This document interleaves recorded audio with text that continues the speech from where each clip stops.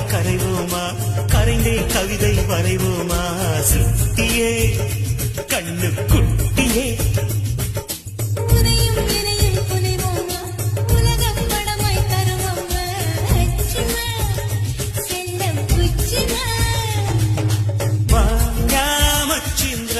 மச்சம் பக்கம் வந்தாரா